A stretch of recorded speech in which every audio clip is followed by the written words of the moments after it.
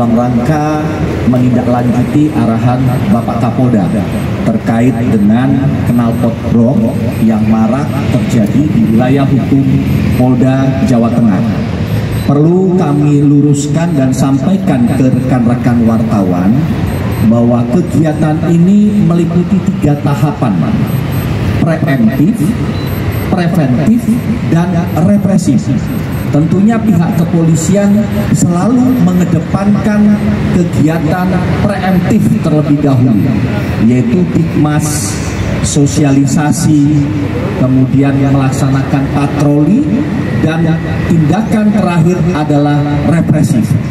Jadi sebelumnya kami sudah melakukan upaya-upaya sosialisasi dikmas lantas kepada seluruh elemen masyarakat, dari mulai sivitas akademis, kemudian komunitas-komunitas, kemudian masyarakat otomotif, dan kalangan daripada seluruh pengguna kendaraan bermotor.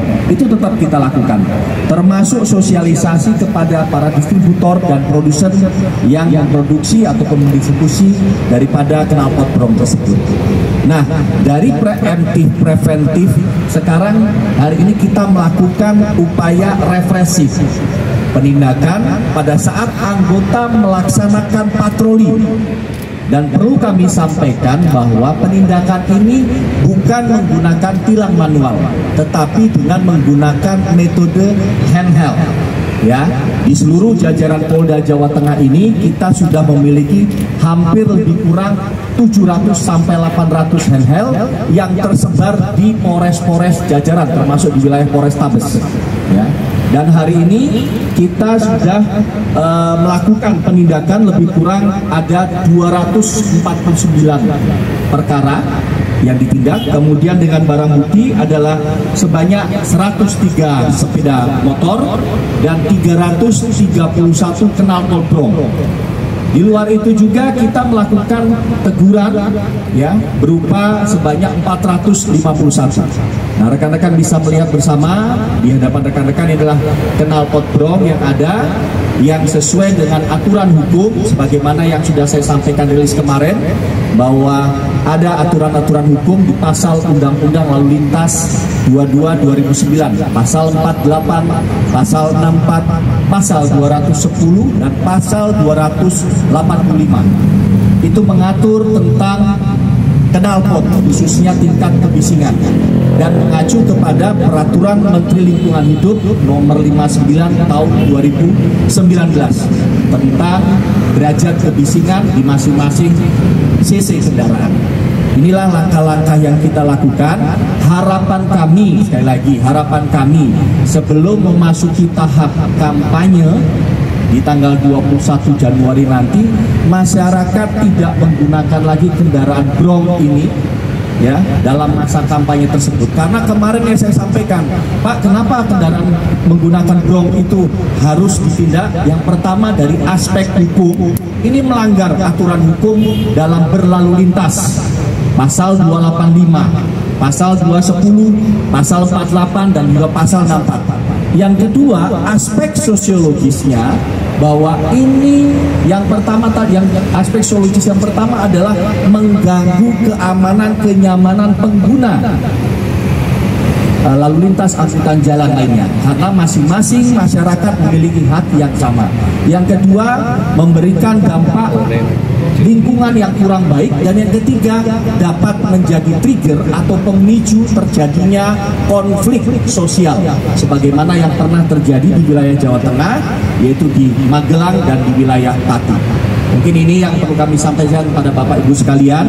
Nanti hal teknis terkait hari ini Bapak Kapolda telah mengeluarkan maklumat Kapolda, ya, maklumat Kapolda terkait dengan penggunaan kendaraan bermotor yang menggunakan knalpot brong, ya.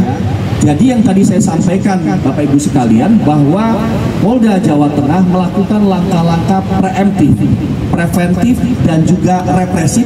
Sebelum kalimatnya mohon diluruskan, karena tadi saya masih mendengar bahwa Polda Jateng akan melakukan penilangan pada saat kampanye.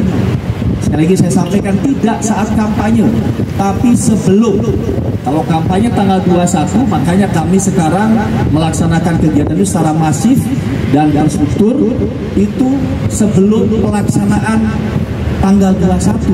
Kalau sudah masuk kampanye, kita menghadapi masa yang kampanye, tentu akan terjadi konflik di dalam kegiatan tersebut. Oleh karena itu, sebelum masa kampanye kita melakukan upaya preventif, dan represif. Preventif di dalamnya salah satunya adalah bagaimana mensosialisasikan, mengedukasi kepada bengkel-bengkel produsen.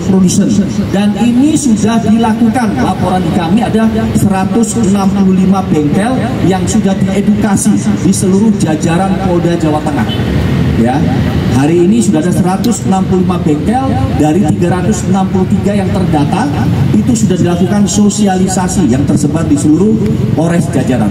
Jadi tetap langkah-langkah preventif dan represif itu kita lakukan. Adalah Polrestabes Semarang ya. Polrestabes Semarang ini Polres yang terbanyak melakukan penindakan ya.